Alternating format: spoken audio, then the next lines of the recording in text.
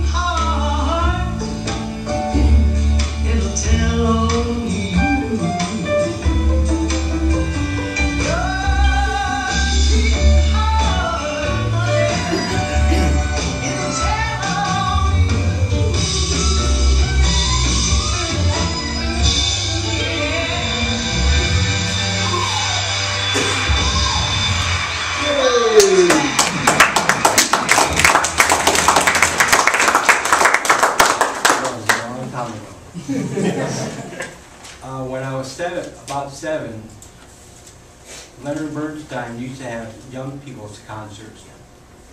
I think my memory, when I was 7, had young people's concerts with the New York Philharmonic every Sunday morning. And I listened to the violins when I was 7 years old, and I loved them. I wanted to play the violin, but I never told my parents, which would be pretty important. So, fast forward to when I was in 4th grade,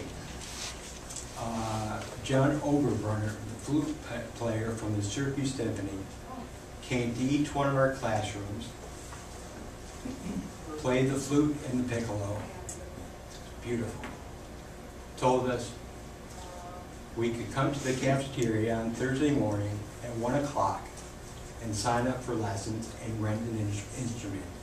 Instrument rental, I think, was $10 for the year, and the group lessons were free. He said, don't come before 1 o'clock, because we're not giving out instruments before 1, so just don't come before 1. So I thought, I'm not taking any chances. I'm going to come about 10 to 1. So I get down there, I'm walking into the cafeteria, people are walking out with instruments all over the place. I'm thinking, what's going on here? They said they're not going to give out instruments until 1 o'clock. So I get to the desk and I said, do you have any flutes? We were out of those half an hour ago. Okay. How about a trumpet? Clarinet? Takes me into this back room, dusts off case, opens it up. We just got this is one instrument left. It's a violin. My father was ecstatic. In 4th grade, it's not cool to play the violin. Trust me. So I started violin lessons. Started group lessons, then went to private lessons. A few years later, I told my mother I wanted to be a folk singer. So the next day she came home with a half-size Stella guitar, which I still had, and a book on how to play the guitar. So I taught myself how to play the guitar. Then from there, played electric guitar like a lot of kids, formed bands. When you're, of course, being in junior high school, now it's middle school, but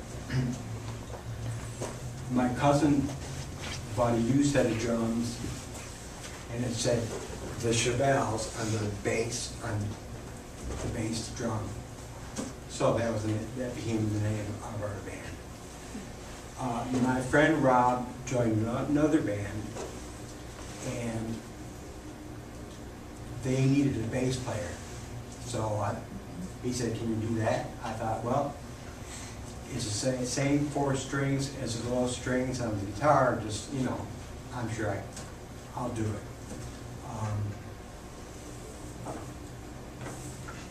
When you're offered an opportunity, take it. They're very few and far between in the music business. When you get an opportunity, take it. You know you can change your mind and later get another opportunity, but you don't know. So I took it. I was the bass player. I almost learned how to play the trumpet for the same reason. Rob joined another band and a soul band. And I figured the soul band at that time, the home sessions weren't doing much at all, so I thought, I can learn that. But I got a bass gig before I had to find a trumpet, so that turned out okay. I think when I was 13 or 14, it's a little hazy. But Leonard Bernstein used to do a presentation before all these young people's concerts, whether it was about Beethoven, Brahms, Tchaikovsky, whatever. This one day, the topic was the Beatles. I thought, oh, And he was talking about how interesting their harmonies, how unique they were compared to what was going on in rock and roll music at the time. And I thought, if Leonard Bernstein thinks the Beatles are cool, I can tell my father that, and that rock and roll is cool. So, all throughout, actually, that was the this is not a plug. If anybody wants one of these, give me your address and I'll send you one for free. But the inspiration for this was, it's Beatles, Bernstein, and Beauty and the Beast. There are 6 Beatles songs, 3 songs from West Side Story, and Beauty and the Beast, only because my daughter liked me playing the song. And there's no singing, so you'd be thankful for that too. So I played in the orchestras all through high school, all city, all state, whatever. But when I graduated, I went to a small liberal arts college in Finger Lakes called Hobart College. Kind of, it's probably like Coe College. But I wanted to see how the rest of the world lived, so I put my violin away. Didn't play it out. I tried everything. I didn't like anything I tried, but I tried everything. The last day of school, freshman year, I took my violin out. Figured, well, I know how to play this. Couldn't play it out. I thought, well, I've done this all my life, and I should be able to do this. So after that, I maybe 3 or 4 weeks later, got it back out, practiced all the time. I wanted to give up my violin playing back, forming another band with my friend Rob and someone else. Had a few gigs over the summer. But the next year in school, all I was doing was playing music. Writing music, playing music. Wasn't going to classes. Called my mother. Said, Mom, I'm quitting school. That conversation lasted 10 seconds, maybe.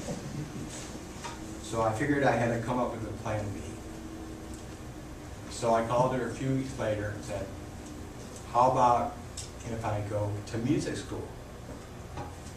She said, will you get a college diploma? I said, yeah. So she said, okay. So then I started working on it. Got it down to Ithaca College and Syracuse University. My composing then was so immature.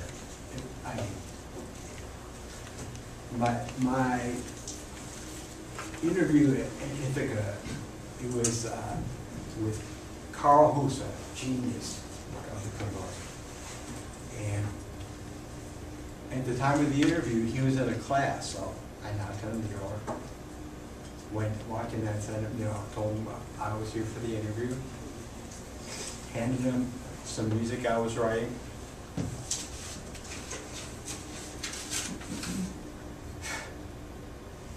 We're doing serious music here.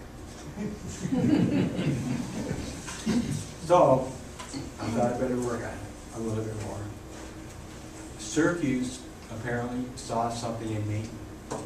So I got this, although when they accepted me, I had to go spend another year there, go to school that summer, study composition with Dr. Earl George. And just by luck, I wasn't going to be a performance major, but I decided, well, let me try that too, since I'm here.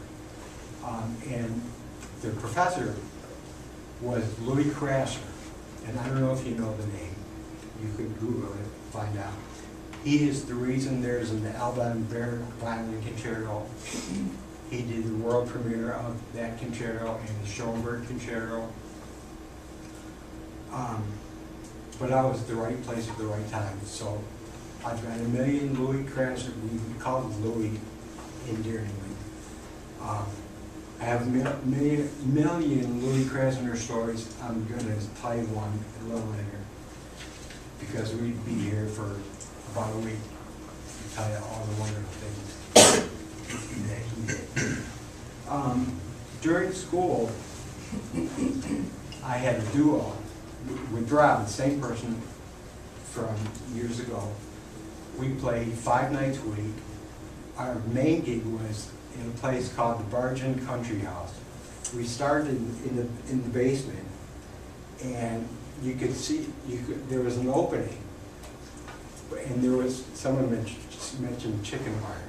There was chicken wire, not because people were throwing things, but if people, you know, knocked their beer bottle over or whatever,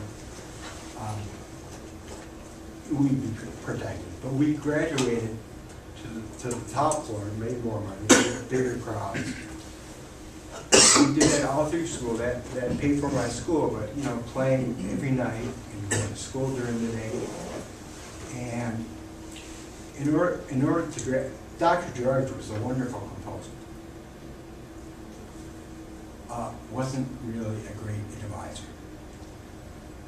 I found out, I don't remember how or when, but in order to graduate, I had to do a performance recital from the violin repertoire. I think I did Polk on Company, Beethoven Sonata, Franck, Martin Madrigals, and a composition recital of my own music for 1 hour, whether I played it or not. But I don't even know if Dr. George told me that I had to do that to graduate. But I found out, and somehow, thinking about it now, I can't imagine how I put that together and worked at night, but I did. But I couldn't wait for the time where I would just have, all I had to do was play at night, not go to school. So when we graduated, we decided, like everyone in New York wanted to do, go to California. So we got packed up the van, went to California. We stopped in Aspen. We wanted to do an audition for one of the clubs there. The manager told us to come and play Thursday night for free, and that'll be the audition. But since we were acoustic, while he was eating lunch, we just brought up our instruments, played a few songs. He said, "Oh, okay, then you can come play for me. You can have the gig on weekends." And we also played at a place called Jake's Abbey there. Then we went to California. We had no money. We started out with no money, so we had less money. Actually, when we were in Aspen, when we first got there, we stayed at a place called Rick's Racks. And I think we stayed in a room with, I think there might have been 12 bunk beds.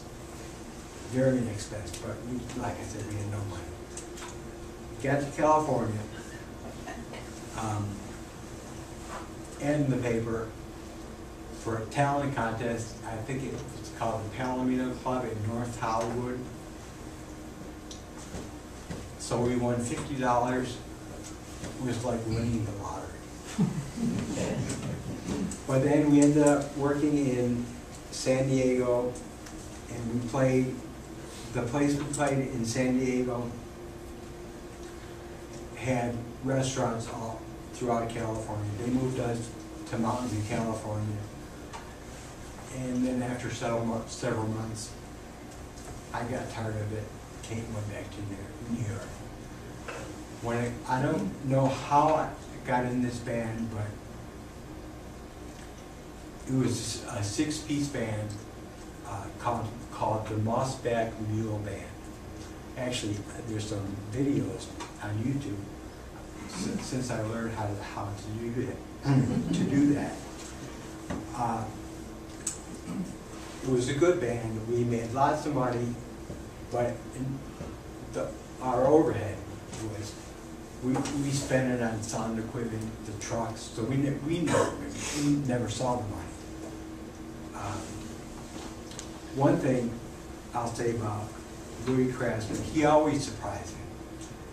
I remember walking out of a concert at Coe College, and I bumped into him. I didn't want to see him because I knew he's going to say, "What are you doing now, Ron?" And I was so embarrassed to say, "I'm playing fiddle in a country band." And he said, "Oh, that's wonderful. So many students, when they graduate, stop playing music. I'm so happy."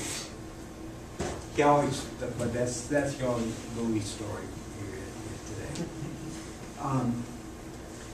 Country stars, or maybe other stars too, when after they've done their shows or what they would always love to go out here and hear local music, hear what the local bands are like. So we were playing in a city called Westmoreland. That's how the natives pronounced it. And Charlie Daniels walked in, listened to our last set.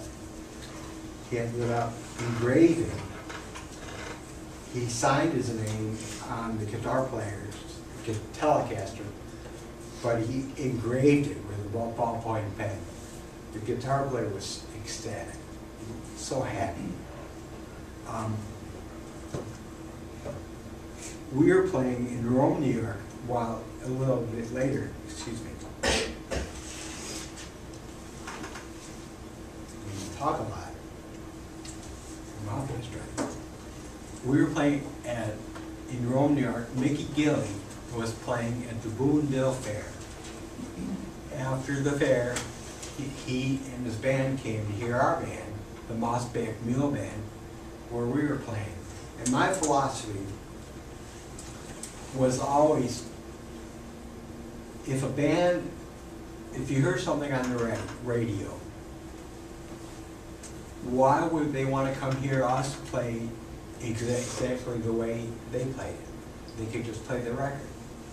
Although most of the bands tried their hardest to sound like the radio, like the record.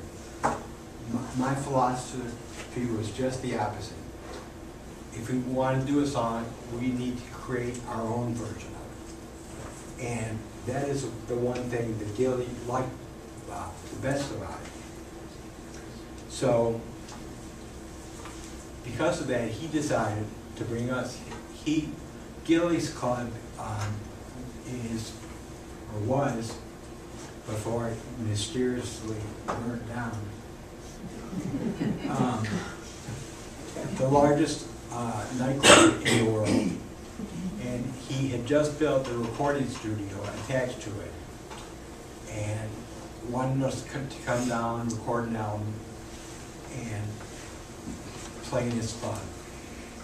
I remember seeing on the Ed Sullivan Show, the same place where the Beatles were, there was a Russian dance troupe where floor-length gowns, and it looked they were on roller skates. They were so fluid, walking around.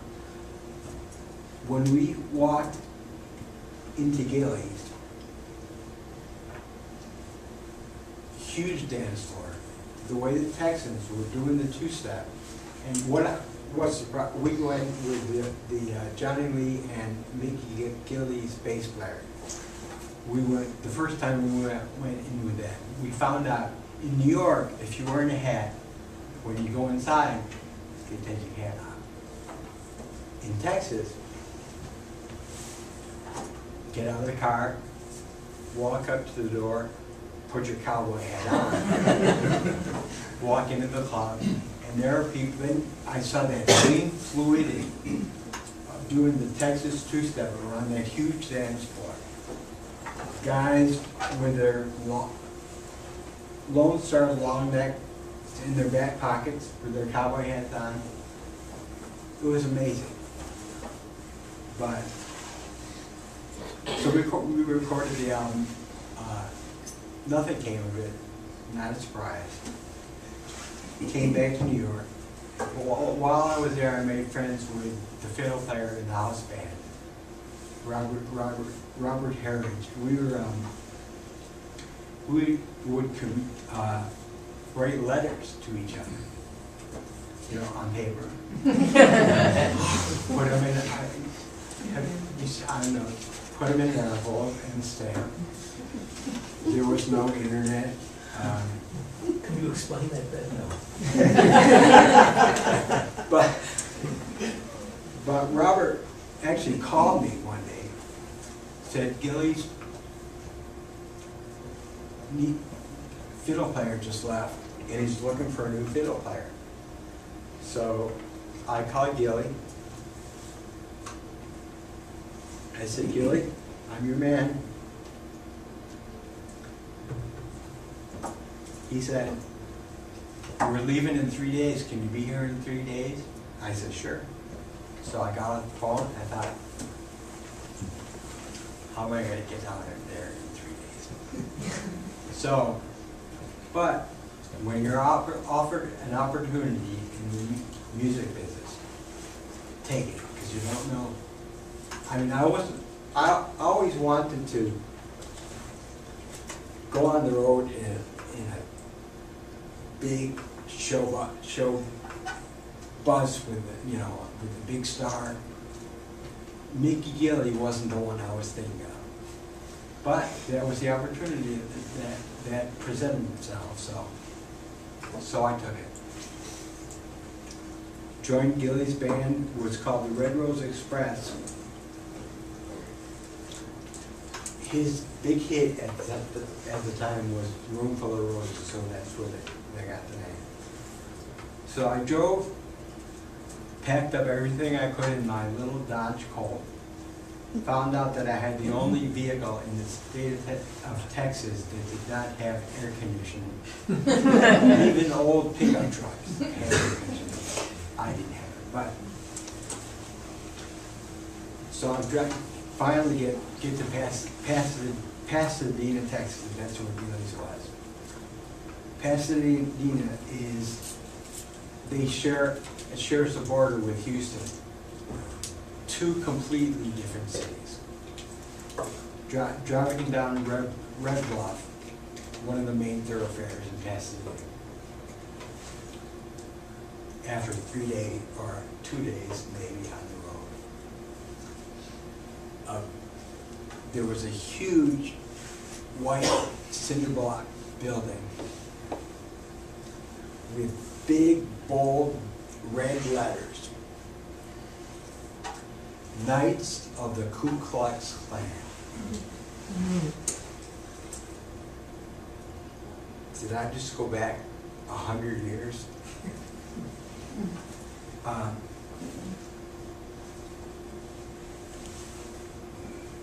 That's a whole separate lecture, so I'm not going to. So, I get into, I'm there getting, you know, I rehearse with the band. Gilly and the drummer take me in the back room, or side room near the studio. Told me two things. In the band I had in New York, we wore t-shirts and blue jeans. So I figured if I'm playing for a country star, I'm going to have to wear nice Western shirts and maybe pressed jeans. So Gilly told me two things. He said, what goes on the road stays on the road.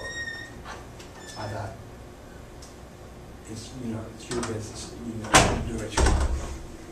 And he said, he pointed to a coat rack and said, the old fiddle player was bigger than you, so you're going to have to get your suits altered before you go on the road. He points to a coat rack. There was a red one, a blue one, and a yellow one. Like that.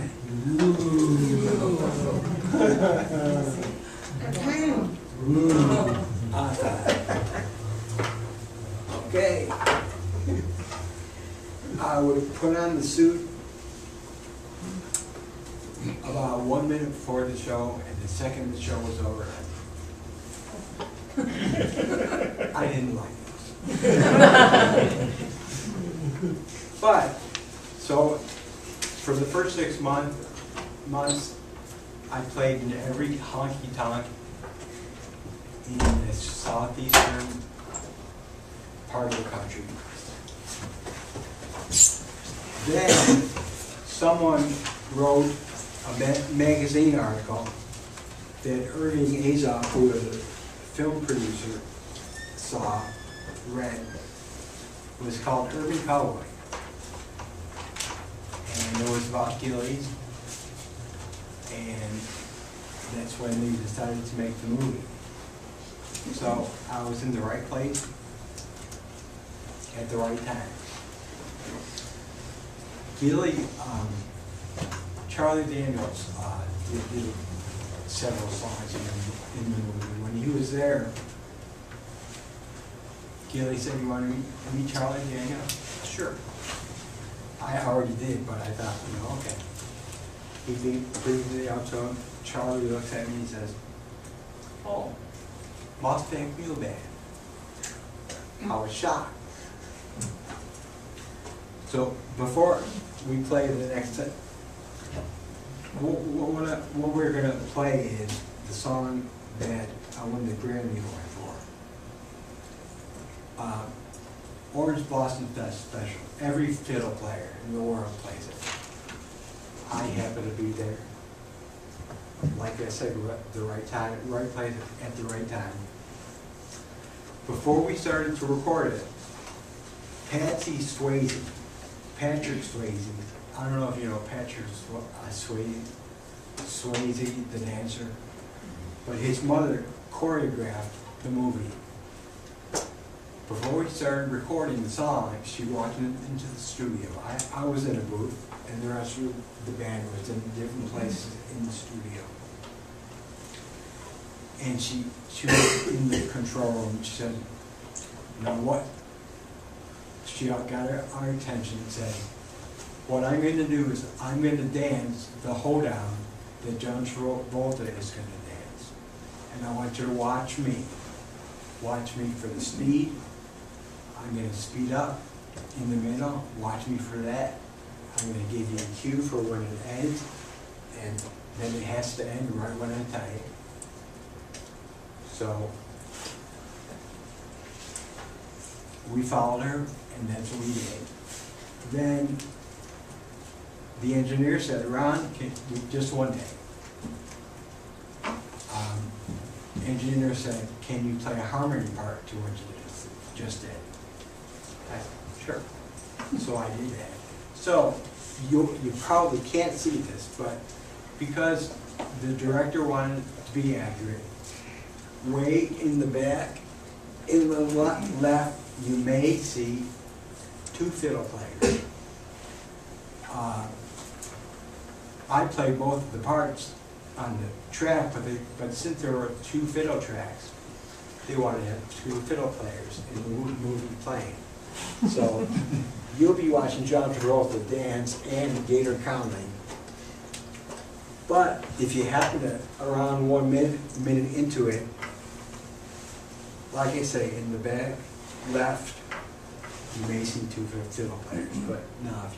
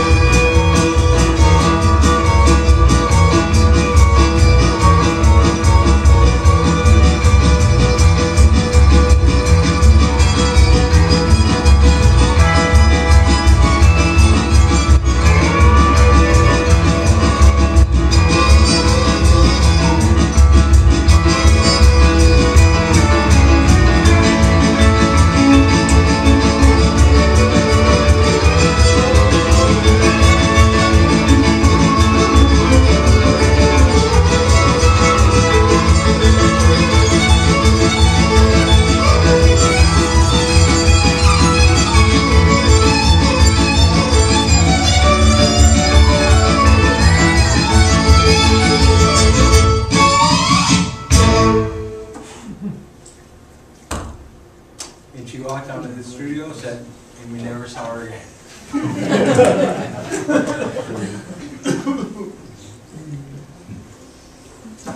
One thing that I learned in the movie, I've never been in a movie before. When the director says, take 5, 5 doesn't mean anything. It could be 10 minutes, 30, 2 hours. But the first time, we rushed back on stage to make sure we were ready. Then we started to get the feel of it and realized it didn't mean anything. So one time when they said take 5, Johnny Lee came up to me and said, let's go over to the studio and write a song. I said, Johnny, what if they didn't meet us? Is that okay? So we went over to the studio, spent 4 hours there, wrote a song, pretty good song I thought. Came back, and they still weren't ready for it. Then about an hour later, the director called me today, said, that's enough. What I'm going to show you now, one of the songs Johnny Lee sang in the movie was Cherokee Fiddle. It took me about 3 minutes to cut the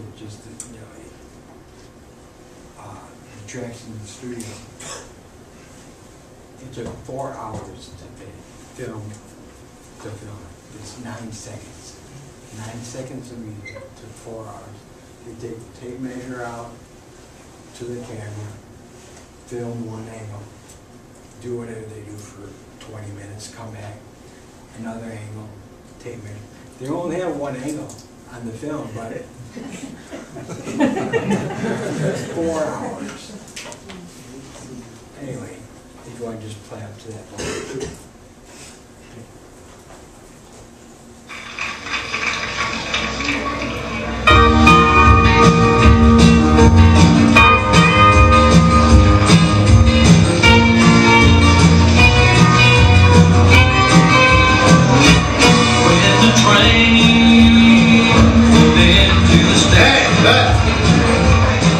Ça va comme tu veux? Ouais. Je peux faire quelque chose pour toi? Non, c'est ira. T'es un vrai cow-boy. Tout dépend de ce que t'entends par vrai cow-boy. Je t'ai vu ici hier soir, t'avais une barbe. En effet. C'était chouette, t'aurais dû la garder. Qu'est-ce qui t'a sonné? Personne.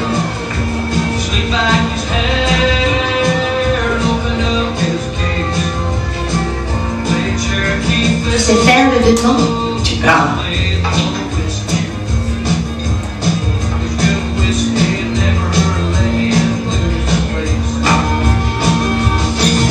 Alors prouve-le. Si tu veux.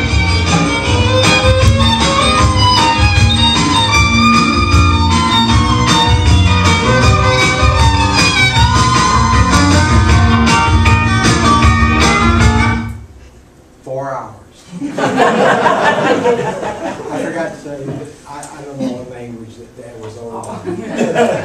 That's the only copy I could find. Linda Ronstadt was supposed to be in the movie because, I don't know, schedule or whatever. She couldn't do it. So they got Bonnie Raitt to take the place. I was so excited to hear Bonnie Raitt was going to come. She cut her tracks in LA. And she came. We pretended we were, her band. These Texans never heard of her. I was telling them what a great blues guitar player and singer she is. They didn't believe me. So the first time they said take 5 when Bonnie Raitt was up on stage. Got her slide up, put on her finger, started playing and singing. The rest of the band was going.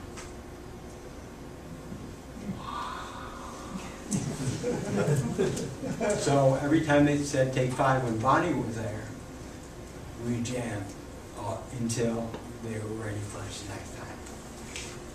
I'm probably the only person who ever sent a check back to the union. I got a check because I was standing next to Bonnie Raitt in the movie. I guess, I don't know if someone saw that and figured I was on the session in LA. But they sent me a check, and I called them and I said, what's it for? Because I wasn't in LA to do a session.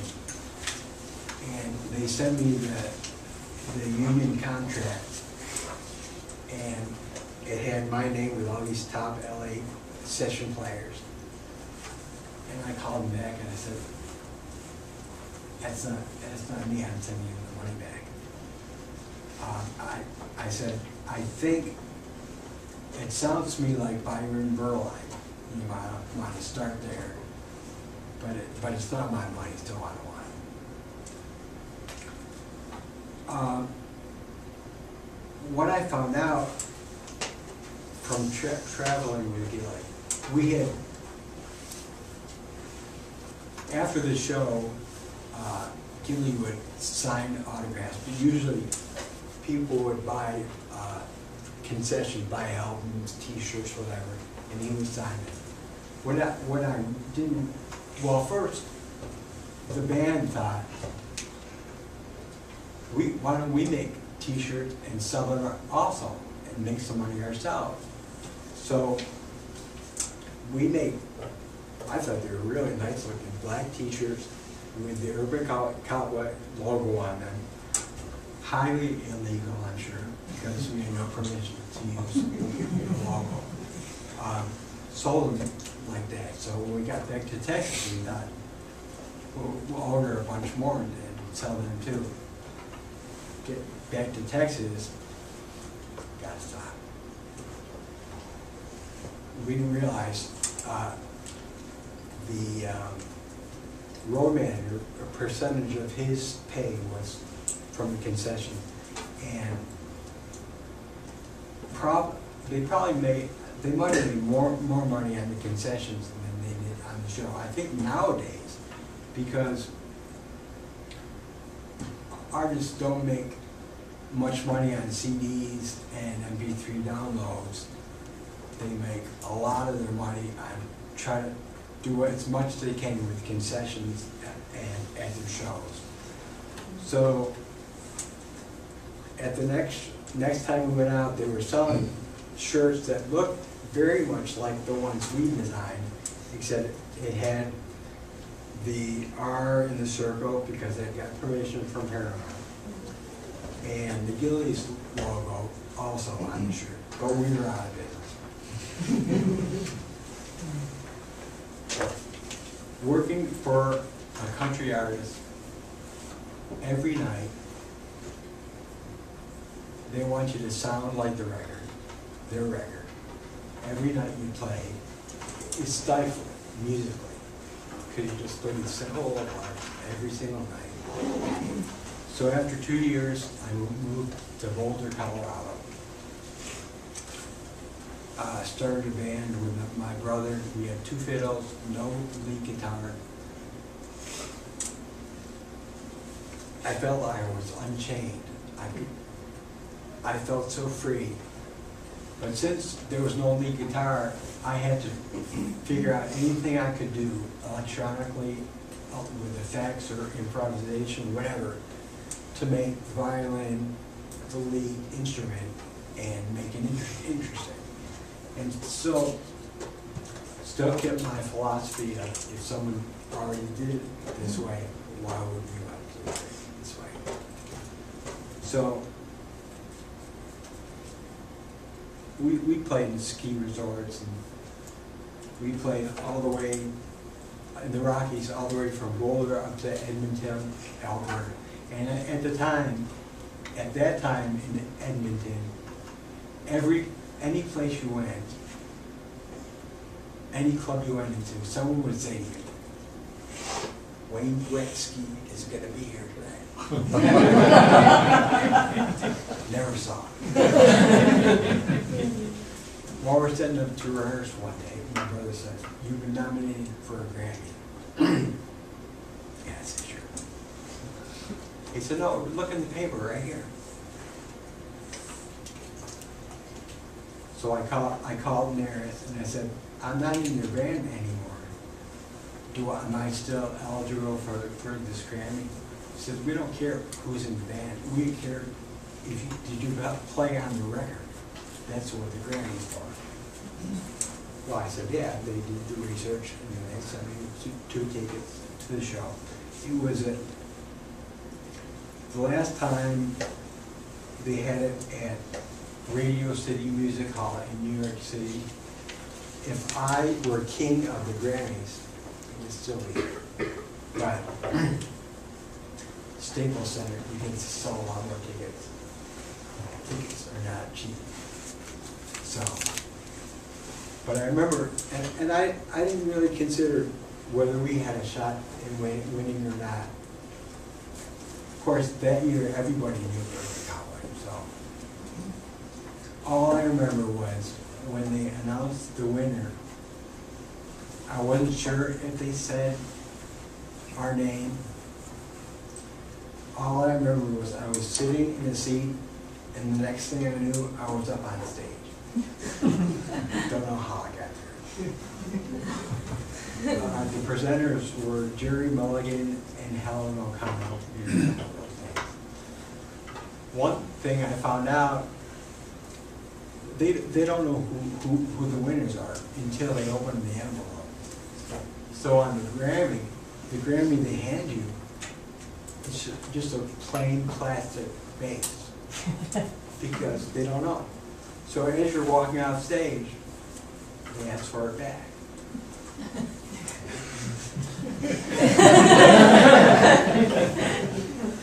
So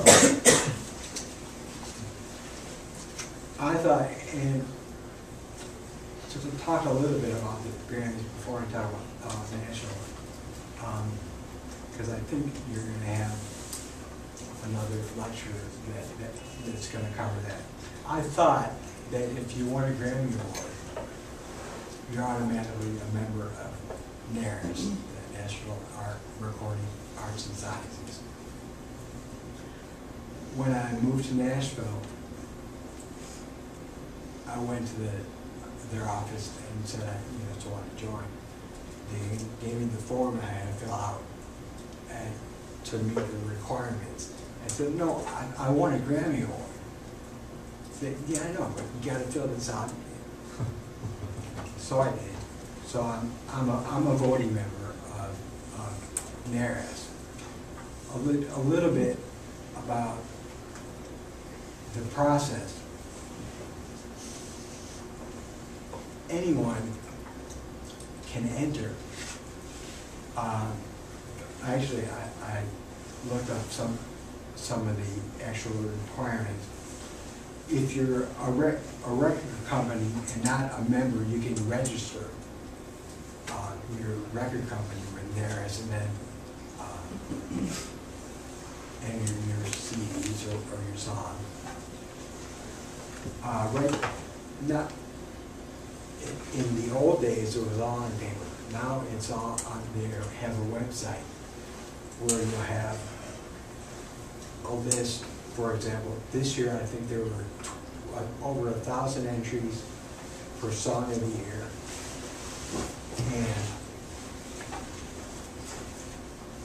for each category, you get the list, and the top 5 vote getters are nominated. Then they put that list out, and you vote for the grant. Everyone can vote in the main 4 categories: Song of the Year, Record of the Year, Best Album or Album of the Year, and Best New Artist. There's one. So the rules are very specific about voting. One of the rules says, don't vote by friendships, mass sales, knowledge, popularity. Vote by conscience only. And I remember this was the year Justin Bieber was up for Best New Artist. And since I could vote in those 4 categories, on the website they have now where you can listen to all the music. And the last entry was a woman named Esperanza Spalding. Never heard of her. This CD, it was like a jazz quintet where her vocal was one of the instruments. She's also a bass player. When I listened to that, I thought, so far above the rest of the entries. I told my daughter, if people listen to rule number 6, where it says vote by conscience only, she's going to win. That's Justin Bieber. And she won. So, and people, what a shock. Backstage, Justin Bieber was, it's great. But anyway, I decided that if you're going to do something in the music business, you need to be in LA, New York, or Nashville. I was going to go to LA, but I ended up in Nashville. I knew more people in Nashville. And I'll never discourage, people, say, oh, I want to go to Nashville and be a guitar session player or be a star. I'll never discourage anyone from doing it. But I'll go out of my way to tell them the reality. If you're a musician, and you're going to go to Nashville and work on sessions or work on the road, you need to be world class. You need to know how to network, networking is very important. And you need to be liked, well liked by everybody. If you're great, because there's so many great musicians there.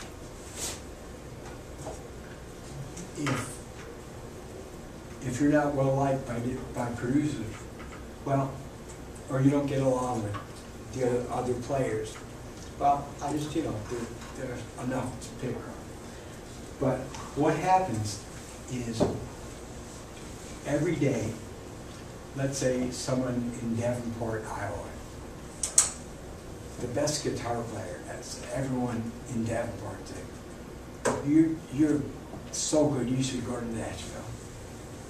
Every day, the best guitar player from wherever comes to Nashville. But one of them are going to end up being world class and making it there. So I don't discourage people, but I want them to know what it's like.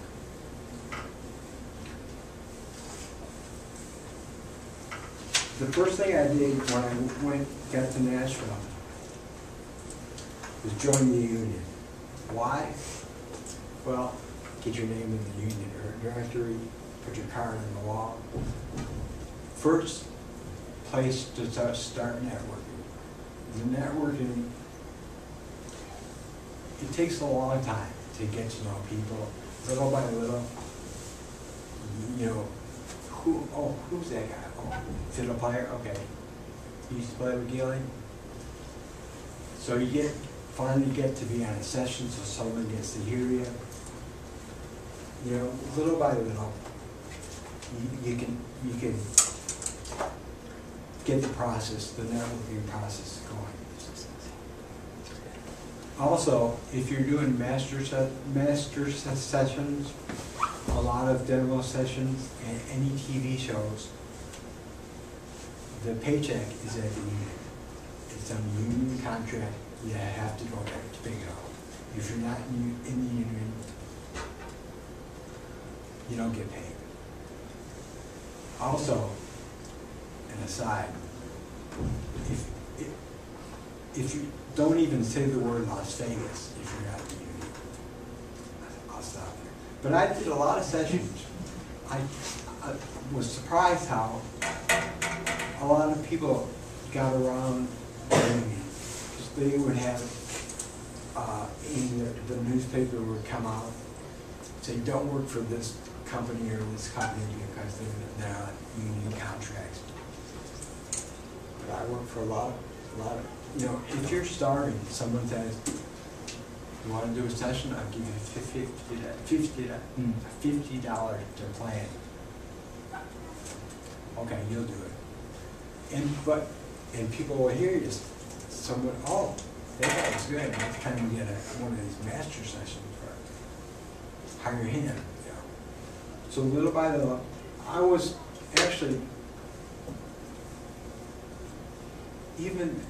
I was first call for this gospel producer, Eddie Crook. I was doing a session in one of the better studios. I looked in the control room and I could see some of the union people walking in there. I thought, this can't be good. Session ended, it was no big deal. I don't know why, but just about being world class. I was doing a gig at WSM TV. It was a morning show. I don't know who I was playing for. But there was also a bass player playing. And so we did our set, and they did a few of their other TV stuff. He introduced this guy. His name was Edgar Meyer. Maybe you've heard him. He plays now. He plays with Levine, Marco Powder, and he did it now at Curtis and some other places. But I never, no one heard of him before. He started playing.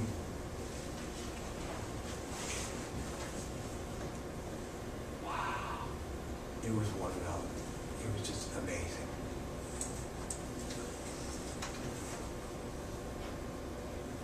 About playing on sessions.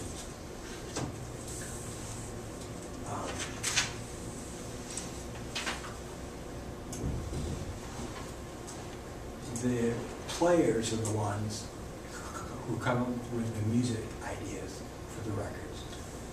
When a producer calls you for a session, producers will tell you not what to play.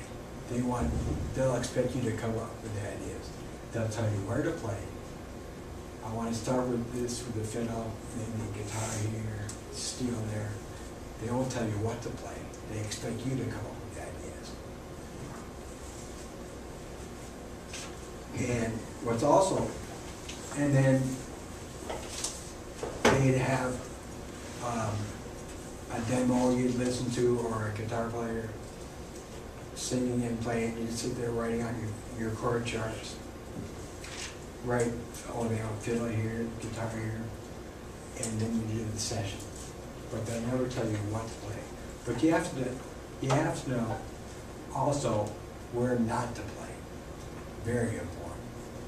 For live performance also.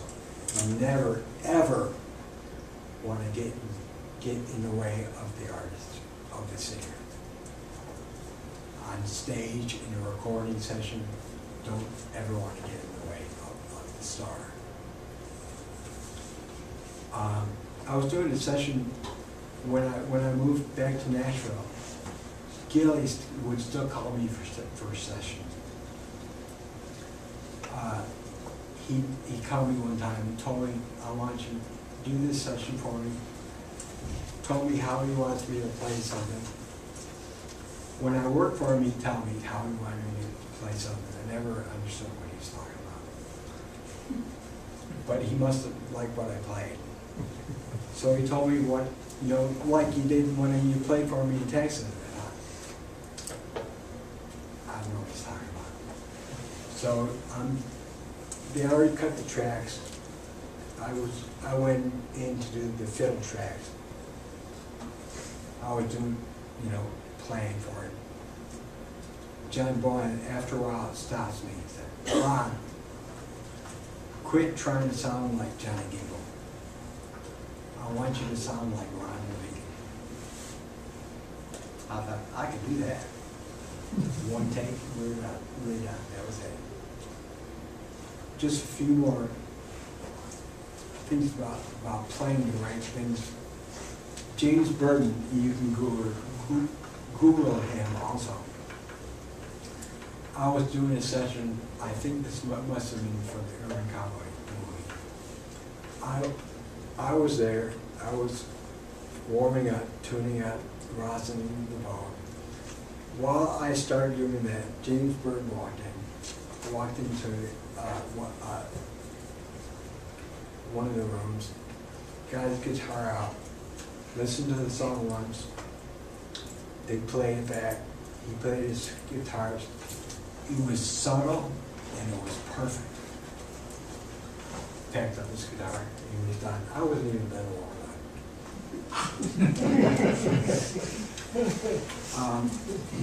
I was doing one session at RCA Studio B where Elvis recorded. I played one high note, kind of a stinger. They were hooting and hollering in the control room, just one note in the whole song. That's what they wanted. I did one session where I played a mandolin trill up an octave, and that was it. Someone like that, they called me for another session and they wanted me to do something just like that for their other record. It's not how many notes you play. It's playing the right notes in the right place, and knowing where not to play. When I lived in Hendersonville, north of Nashville.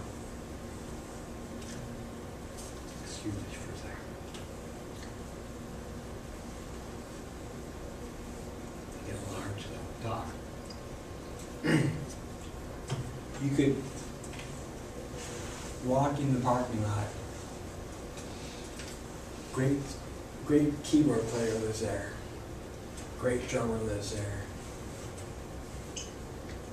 Great fiddle player lives there. Great steel player lives there. Kind of hard to work with, so you know. So, but people think that's important. If you don't get along with them, when people don't want to work with you, producers, other players. So I get a knock on my door. Dottie West, guitar player, knocks on my door and said, our fiddle player just quit. We're going on the road with Kenny Rogers in a couple of days. You want to go with us? Sure. Can you play rhythm guitar? So he gave me some albums, some chord charts. No rehearsal.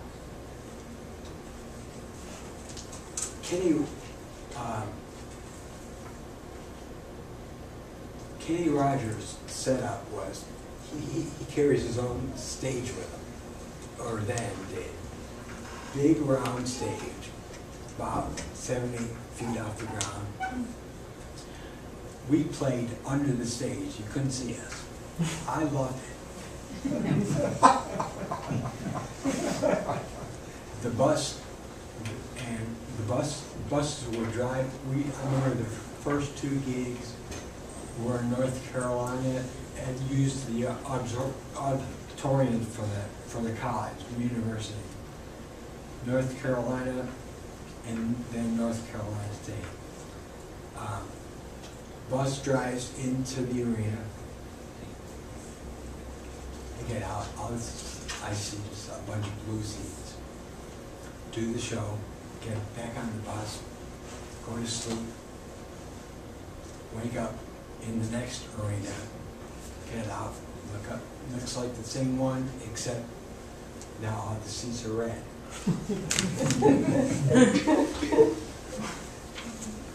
So after the gig, after Donnie asked me if I wanted to work for, be the regular fiddle player, and I turned her down because I was working. I had a job with a guy, Kent Lavoie. He went by the name Lobo.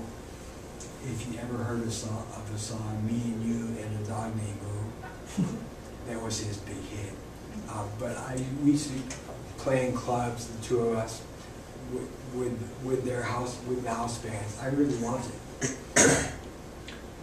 Then he decided he had enough in Nashville and wanted to move back to Florida and play golf. Get another knock on my door. I want to go out with Donnie West again. Sure. This time, at the end of the tour, Donnie said, would you like to be in my band? When you're offered an opportunity in this business, take it, because you don't know when another one is going to come your way. So I did. I worked with her for 3 years. She was so different from any country artist I had ever worked for. She encouraged improvisation. If you played like a solo the same as you did the night before, what's wrong? You're not feeling well? The first time, the song you saw at the beginning, the first time we played it, there was one fiddle solo. Then one time she said, "I'll play it again." So I played it again, and then the song kept going, and she looked, "One more time." Then it evolved to what you saw at the beginning of the presentation.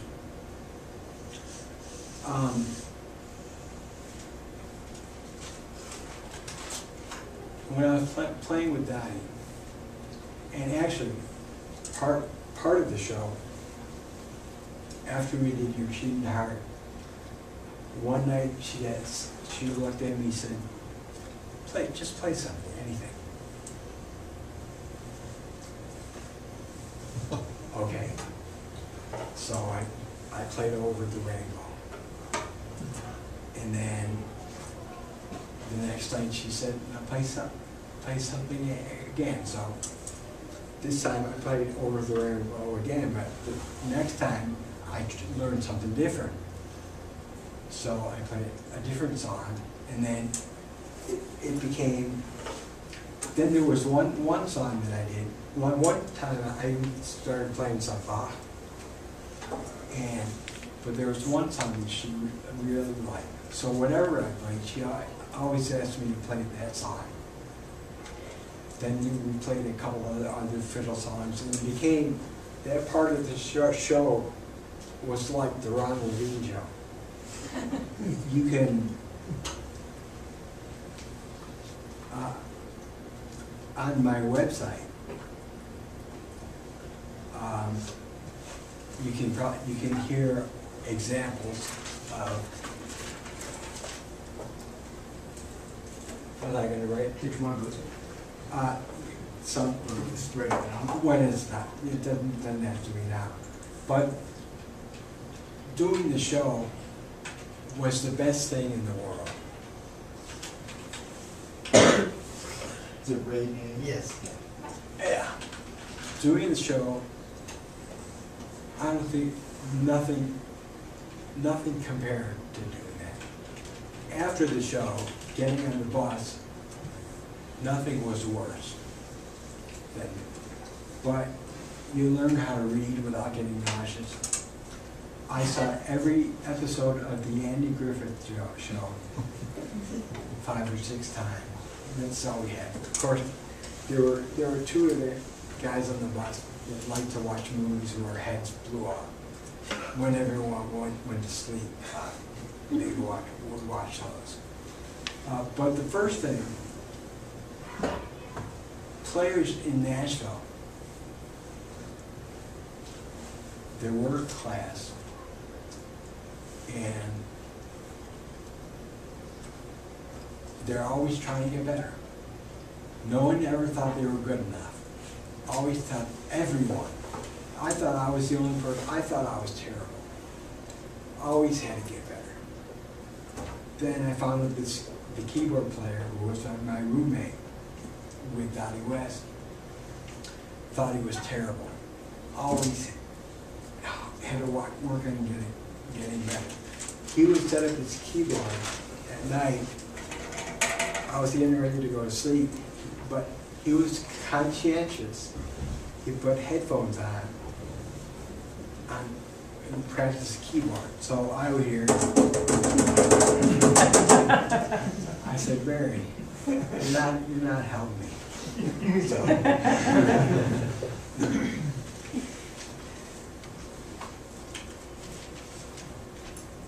I was going to talk a little bit about copyright, but I know there's going to be, I think someone else is going to be. You can talk about it a little if you want to. Yeah, go for it. Well, I'll just say a few things about it before I go back to the opera. According to the Library of Congress, as soon as you write a piece, it's copyrighted. If you don't register it, try to prove that in court. If you don't register it. Now it's easier than ever. You can do it electronically. It's less expensive. If you have a lot of songs, you can do them as a collection for that same price.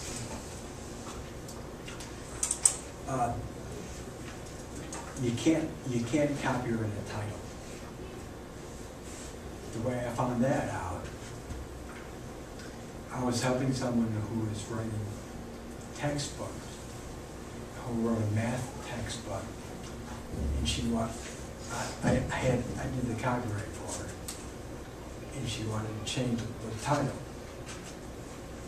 So I called someone at the Library of Congress, and they said, well, it's a long process to change the title, expensive, and you can't copyright the title anyway, so there's no point. So while he's telling me this, I'm thinking, so I can write a book called Gone with the Wind. And the guy on the phone tells me, for example, you can write a book called Gone with the Wind. It's the content that you're copyrighting. So he said, you wouldn't believe how many books we have called I Love You. There are bunches of movies with exactly the same title. You can't copyright. Yeah. So yeah.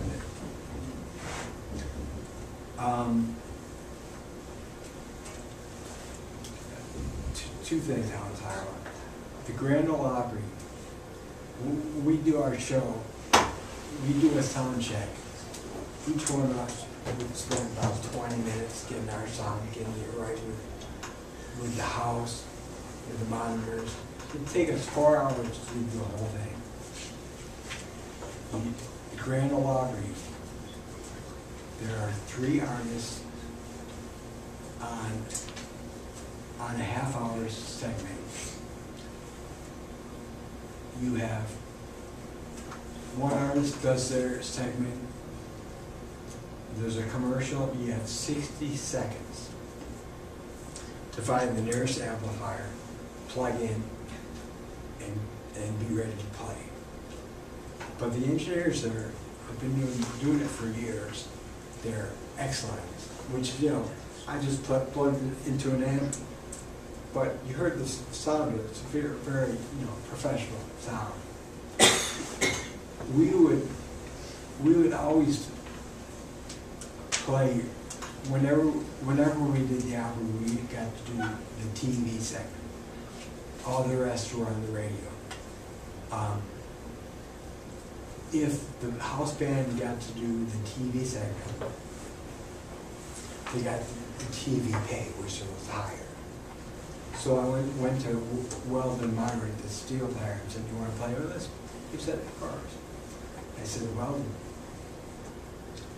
we're doing your sheet and harmony game." He looked at me and said, "They all paid the same."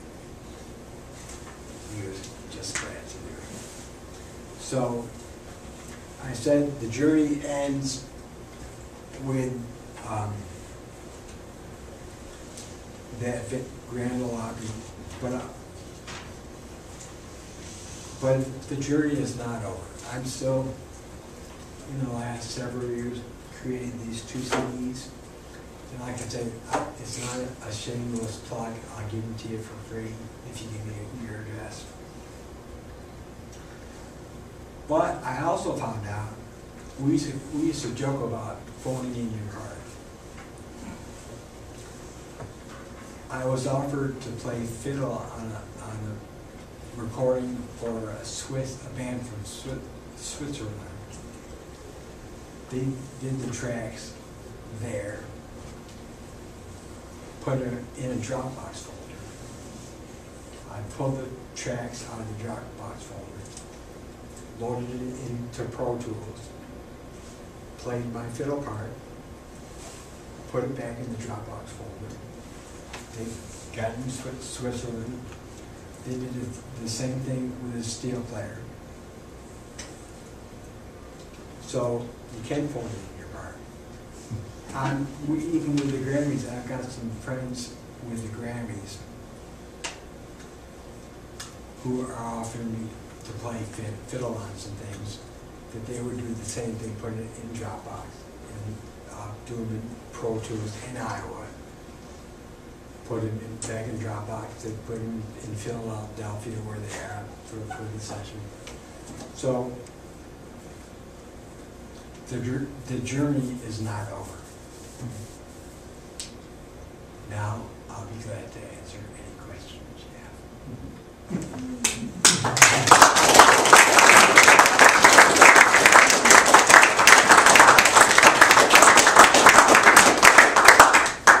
Thank you. Thank you very much. Thank you. I'll change my glasses. Yes. Do you currently live in Iowa? Yes. Cedar Rapids.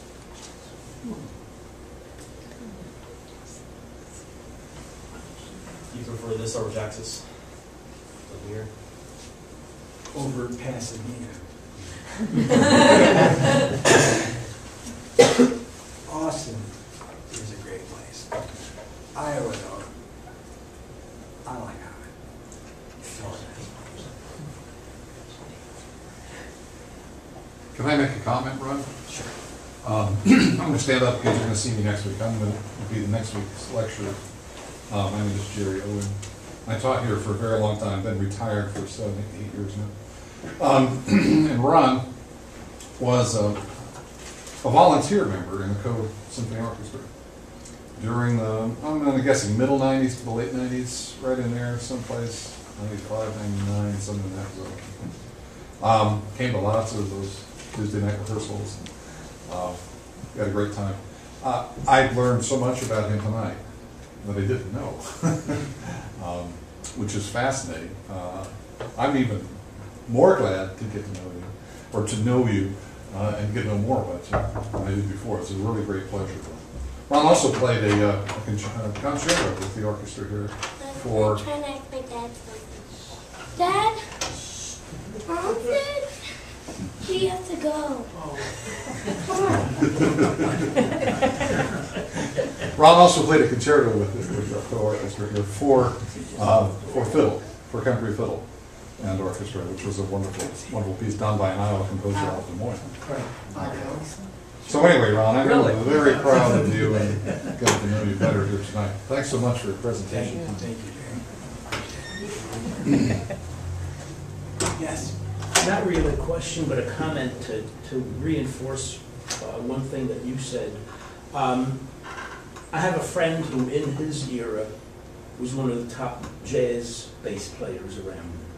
And I asked him what advice he would give a high school or college kid who wants to make music a career.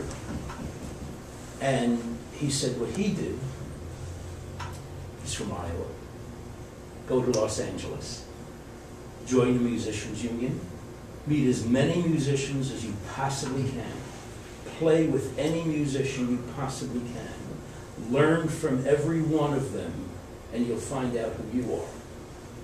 And he also said, never turn down a job. I agree with everything you just said. So going along with that, you moved to one of these three cities, LA, New York, or Nashville. So you go there, you pursue music, but how do you make a living on the side? Do you get a music-related job or something, to keep up, keep a roof over your head and Very good gas question. in your car? The best thing, if you can, is to get a gig playing in like a club at night. If you're not getting a lot of sessions or you don't get offered. But there are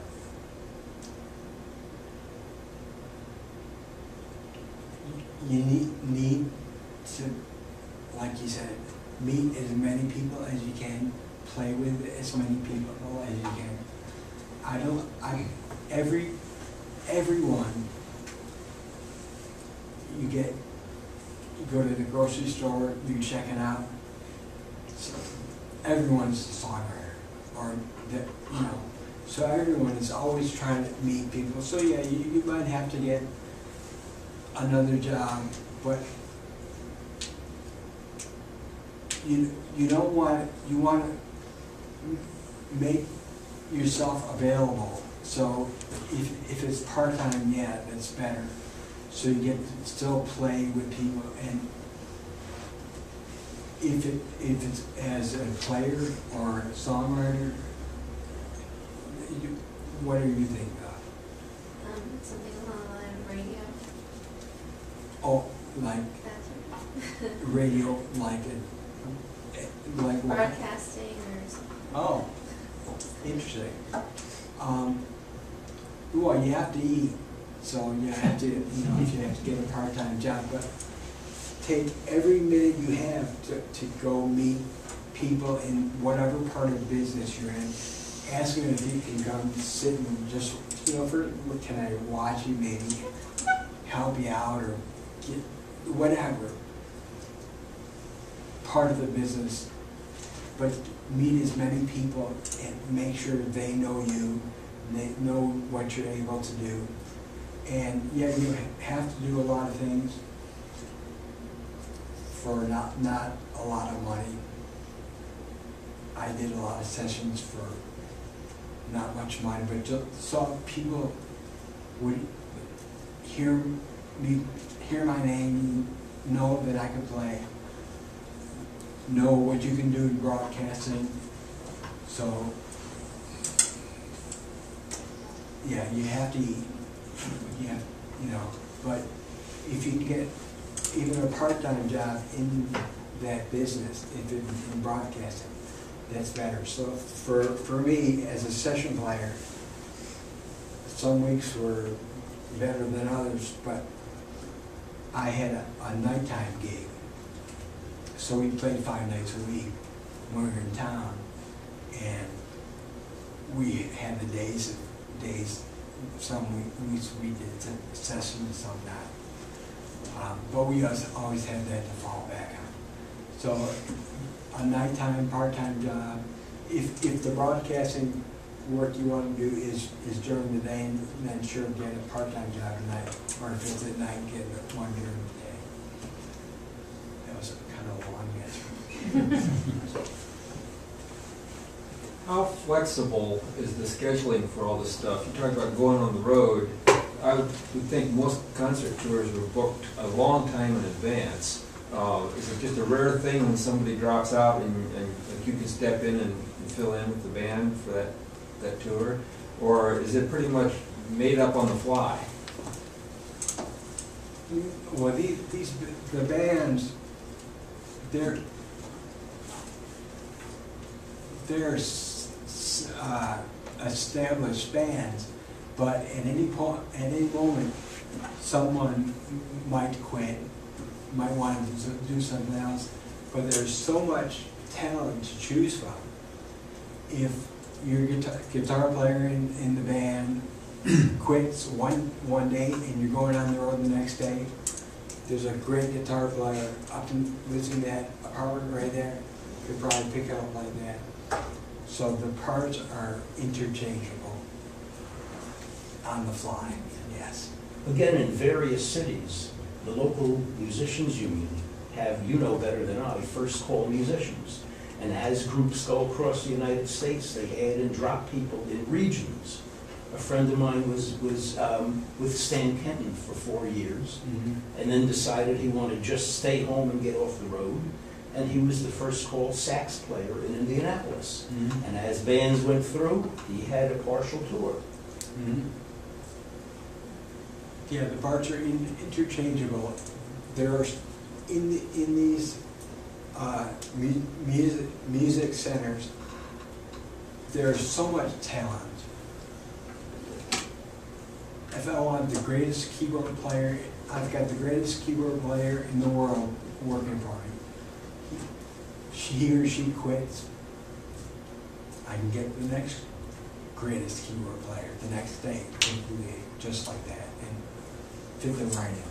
So I don't want to use myself as an example, but with Donnie West, I didn't have a rehearsal. I had chord charts and albums, and there I am. I got a question at the end, but when I was young, I went to Oberlin, and I was actually a chemistry and history major, but the place was electric with music all the time. And, you know, people would bring the Cleveland Symphony down, or Strakovich would come and play cello. This is the 60s. So I'm always attracted, like Jeremy Dink came here about 10 years ago, and he played out a little library in Lisbon. He played Schumann, and last fall I had 3 Germans here, just a trio, a violin, cello, and a piano, and they were just phenomenal. They played in Sinclair with maybe only 50 people. But my question is, when you get deep into it, and you're that good, and when you improvise, what happens with your connection to the real world when you improvise? I'm in a different world. When I was playing on the Grand Ole Opry, when I was improvising, I was in a different world. Yeah. 'Cause, yeah, I mean, you have to be, because you're listening to music, but you're creating on the fly. What I played on that video, the last time we played it, I played something different. So, yeah, improvising on another planet. If that answers you. Was that what you wanted to know?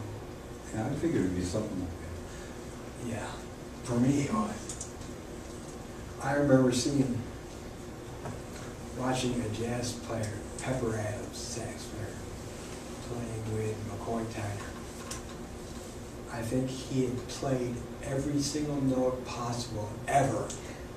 And he was playing, he was just wailing. His eyes were in the back of his head, like hoping he could find a note that he hadn't played before. So I understood what he was doing. He was just searching for something. Yes. So as a voting member for the Grammys, I mean, you have like a term in which you are kind of a voting member. Does it like expire over a certain As long date? as I'm paying the dues. So they send you kind of like an invitation to the Grammys each year then, as a voting member? Wow. Yeah. And I promised my daughter I was going to take it next year. So I'm going to take it next year. But yes, we'll get a list of all the people who entered, vote for the nomination, then vote for get the top 5 of every category, then vote for who wins the Grammy, and then it goes to there. But I'll be able to do that, like I said, as long as I make moves. And now, if you win a Grammy Award, you're automatically a member.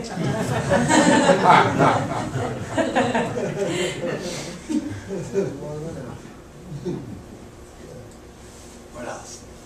We'll get a seat up front so that we can see you when we watch. Oh, those are the high dollar seats, but okay. What else? We won't care about seeing you, we'll just want to see Rachel. Oh, yeah, right. I know. Understand. Yeah. Sorry. In today's day and age, I mean, would you say that as a musician and as somebody who really flourished in the musical business, would you say that it would be wise for, you know, young students in high school and below, and maybe first year in college to pursue a college degree before kind of jumping headfirst into the musical business, considering the risk, or just kind of go for it if that's what your life's calling is? Good question. Actually, I have a video where I explain the difference between a fiddle and a violin, but I also say, I think no matter what you do in music, whatever kind of music you want to do, I think a solid classical training is the best thing to do. Then from there, you can do anything. If I could play a violin concerto, I can play Orange Blossom Potential, I can play jazz, I can play.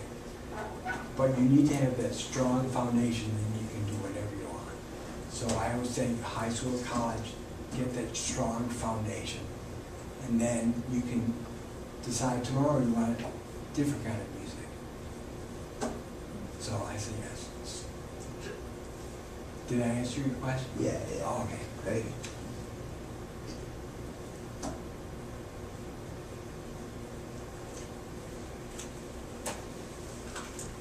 Anything else? So did you try Eastman School of Music when you were applying for music school? Did I? Apply for Eastman School of Music? No, I didn't. I just chose to. Mm-hmm. Oh, that's fine. Went from there. I'm from Western New York State. So Oh, and they were, that's one of the best. yeah. I think I know someone who went there. I know a lot of people who went there. Actually, Dr. George went there, and I think Dr. Owen, I think, went there. Anyway. I'm a U of R graduate, Oh. not from Eastman School of Music, yeah. Okay. Doesn't count. Great school. Yeah. One of the best. One last question. Sorry, I'm trying to. There's no limit. So I know that touring is kind of, difficult in the sense that sometimes it's very hard to distinguish that life from your own personal family life. I mean, how did you go about doing that and trying to maintain a relationship with, your family members while also really realizing that business has to come first in order to provide for those family members?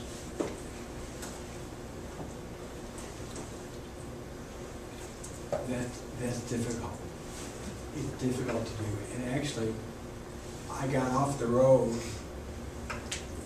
when my daughter was born because it's that difficult.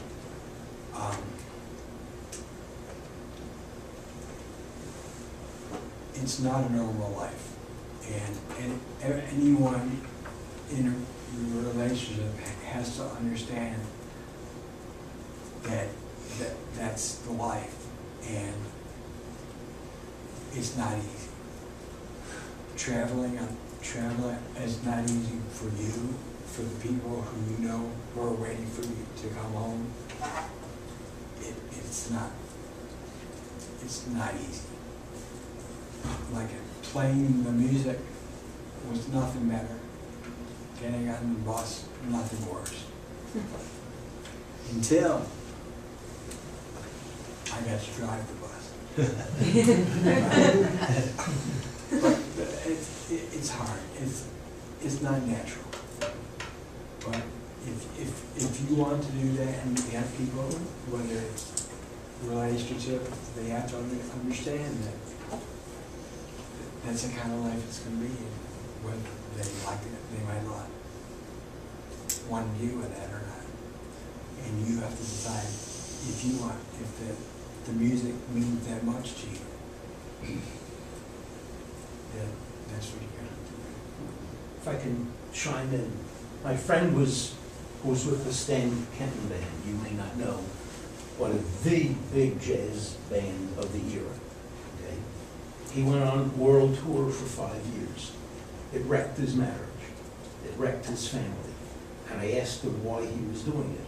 He said, because when I get off the road, I've got my career made, because I've been with Kenton for 5 years. And a lot of musicians just have to think that way, or they're not gonna get that far, and it's the trade-off they make. Mm-hmm. Am I correct? Yeah, exactly.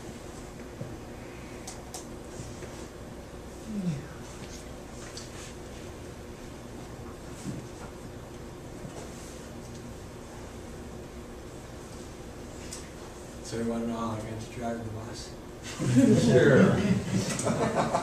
And I'll tell you the story about Doug. I used to sit up in front of the bus and beg the driver, let me drive. Because I wanted something to do, because I was going crazy. One night, everyone was asleep.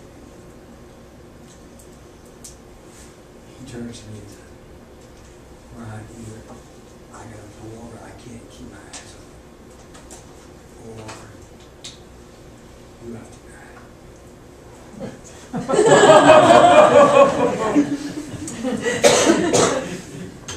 You don't stop the bus to switch drivers. Driver gets off here with one foot on the gas. You slide in, grab the wheel, get on the gas. How about you, Marathon? So, I won't go into more of that, but I got to be the relief driver, but I had to get a chauffeur's license because you're hauling people. I asked Doug one time, Doug was from England. We were stopping during the World Series. I said, Doug, you gonna watch the World Series?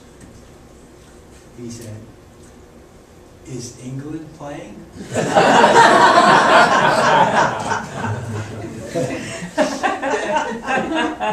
Bingo. He said, well then why do they call it the World Series?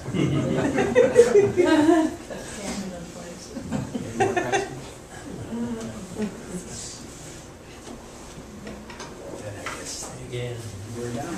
Thank you.